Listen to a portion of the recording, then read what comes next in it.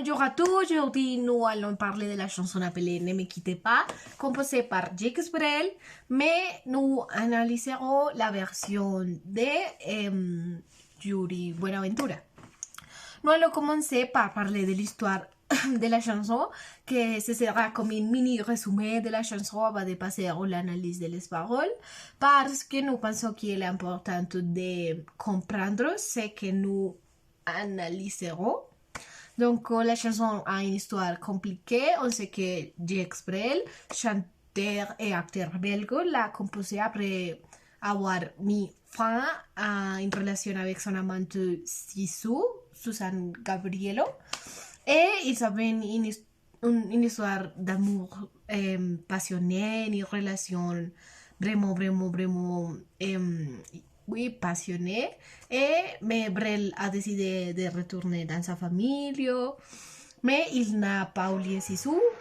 Donc il a composé ces chansons pour elle en une version originelle plus douce et passionnée.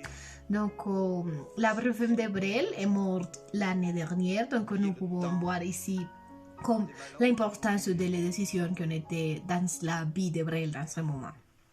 Après tout cela, nous avons constaté que la chanson est devenue comme vraiment populaire, pas seulement en France.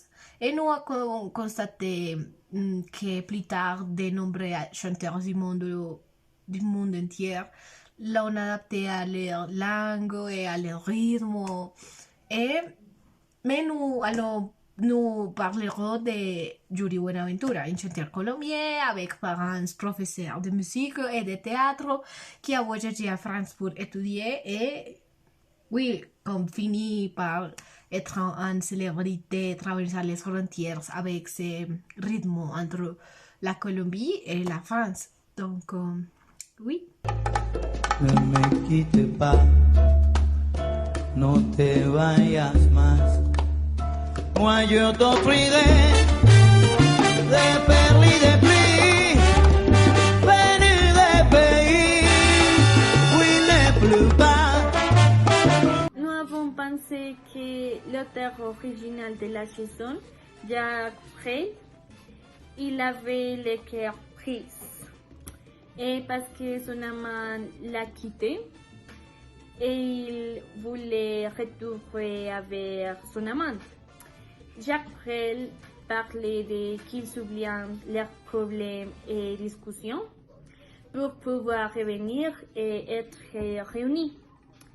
Et la chanson est adressée à son ex-amant qui est toujours son amour. Et aussi, nous pensons que la chanson est très populaire pour réconciliation amoureuse. Merci. Et maintenant, nous allons parler comme le développement de l'histoire et ce que Brel voulait nous raconter dans son chanson. Donc, c'est très intéressant dans la parole, comme nous pouvons comprendre la situation actuelle de la vie de Brel dans ce moment, avec tous ces sentiments de regret pour les relations avec son amante. Et c'est très intéressant la façon dont les faits sont divulgués de manière linéaire. C'est une histoire qui reflète vraiment, c'est je ne sais pas, mais si tu voulais quelque chose beaucoup, et ces choses s'en va, et c'est perdu, et c'est marche, et tu vraiment voulais récupérer ça, mais sans dire je t'aime, sinon restez s'il vous plaît, ne me quitte pas.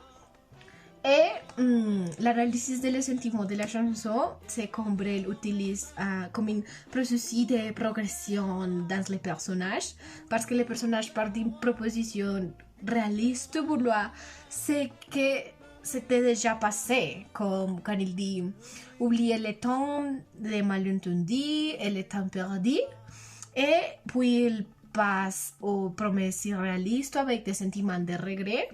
Quand il dit moi je t'offre des perles de pluie venues de pays où il ne pleut pas.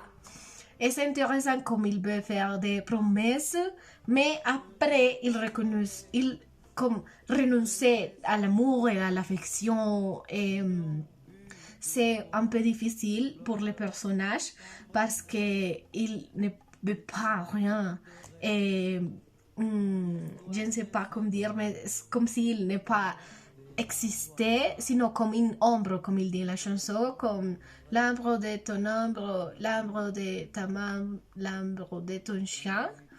Et à la fin, on peut comprendre que Brel n'est pas vraiment préparé à affronter les conséquences de ses décisions et il espère laisser ses chansons sur le monde afin que son amant comprenne ses sentiments dans toutes les relations et la situation actuelle de la vie de Brel. Donc, oui. Vocabulaire de ne me quitte pas. Enfuir, c'est quitter une personne oubliée par peur à se faire du mal. 2. Tuer, c'est lui ôter la vie à une personne ou animal. 3. Offrir, c'est présenter une chose à une personne. 4. Domaine, c'est espace compris dans certaines limites réelles ou imaginaires. 5. Insensé, c'est une chose absurde et inexplicable. 6. Impresser, c'est quand une chose augmente son volume. 7. Brûler, c'est faire incendier une chose. 8. Bleu, c'est un type de grain d'une plante. 9. Épouser, c'est faire un lien d'amour avec autre personne. 10. Cacher, c'est masquer une chose de quelqu'un. Oye, si tú sabes, mami, que lo que te traigo es salsa de Colombia para